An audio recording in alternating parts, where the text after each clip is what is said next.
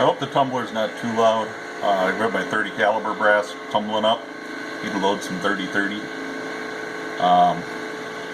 But I'm about to make a holster, and this is a pattern that I've used several times before. I generally make my own patterns. This one is not 100% my pattern. I started out with a design from somebody else that they were sharing, and did a few things to make it my own. Did quite a few things to make it my own, actually. So what I'm going to do is a little knife work on it, and I'm going to go in a little bit to it. This is the front reinforcement, or stiffener as I call them, and I'm going to do a little carving on it. It's a fairly simple design, but we'll see how it turns out. But that's the piece I'm working with, and I keep it on my computer upstairs so I can lay my pattern out with the whole pattern. So I've got my leather case. I like to start with a bigger piece of leather. It just makes it a little easier to do everything. I'm going to put a weight on it, and that weight's just going to hold everything in place for me. This is just a ball-pointed tool, and it's got kind of a spoon on the other end. And I polish these so they work really well, and I can just come along and get the outline of the piece made.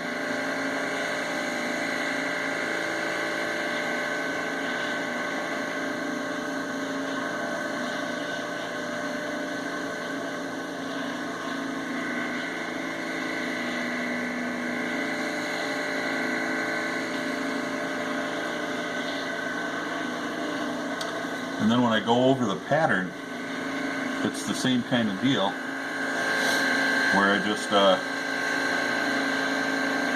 try and trace it.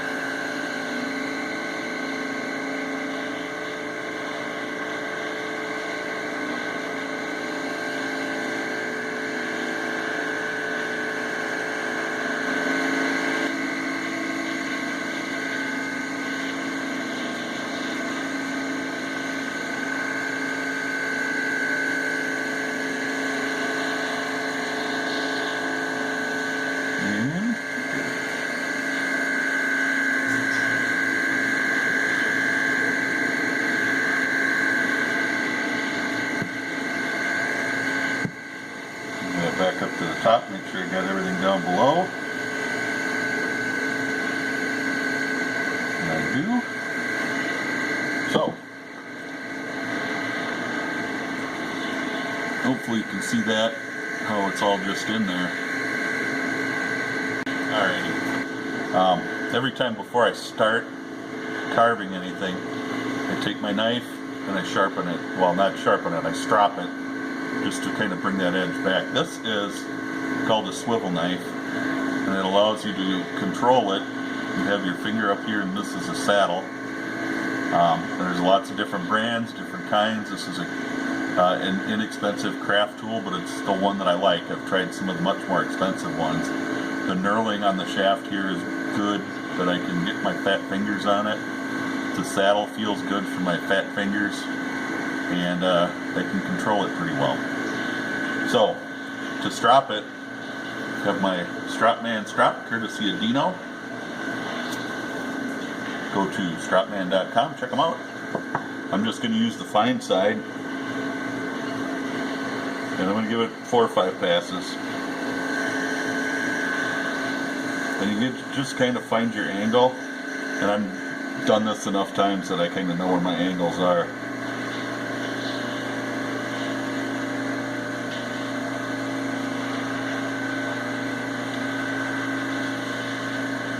Keep the strap handy because I may have to strap it again.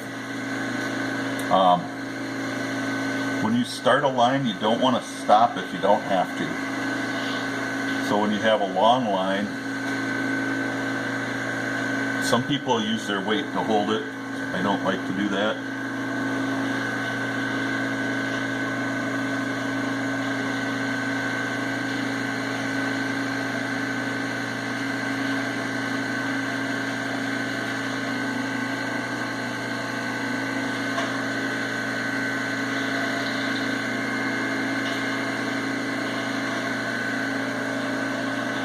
Now this is a 1/4 inch angled blade. There's other blades that you can get. You can get steel blades, you can get ceramic blades. I prefer the steel.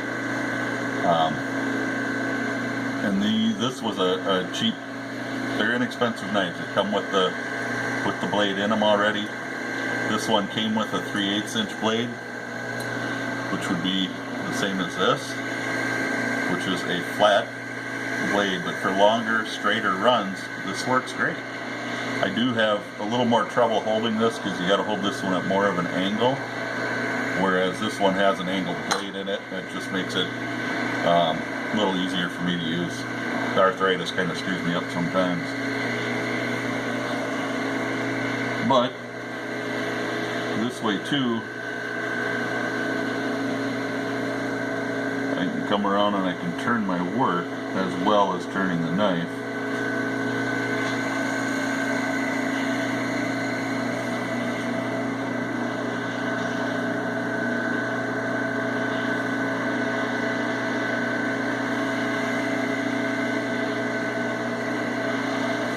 So that I don't have to lift the blade any more than I have to. But you can just, that was more of a half circle. So you get a hang of how you like to do it. Well, there it is, just carved in. Like I said, I'm not the greatest. I'm just learning. So I'm going to go around it and bevel the edges and such. All that fun stuff. For that I will have my granite slab, but we'll do that in another video.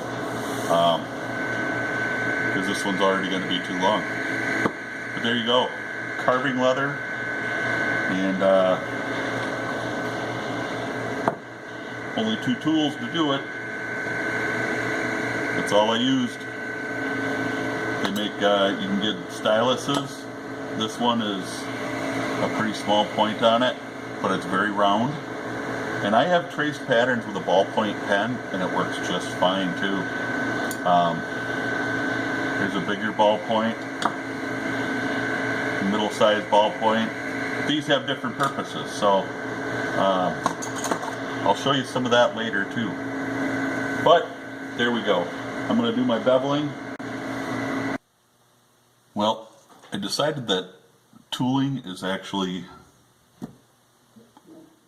too much for me to do on video because it's so, for me it's time consuming. I haven't gotten good enough to fly through some of this stuff. But that's what it looks like with all the tooling. I'm going to cut it out and we'll be ready to, well, we'll have to burnish edges. We won't burnish the top yet, but we'll burnish everything else. So, be looking for that in the rest of the videos for the Flint Steel Survival 1911 holster. Stay safe and God bless, and we'll catch you next time.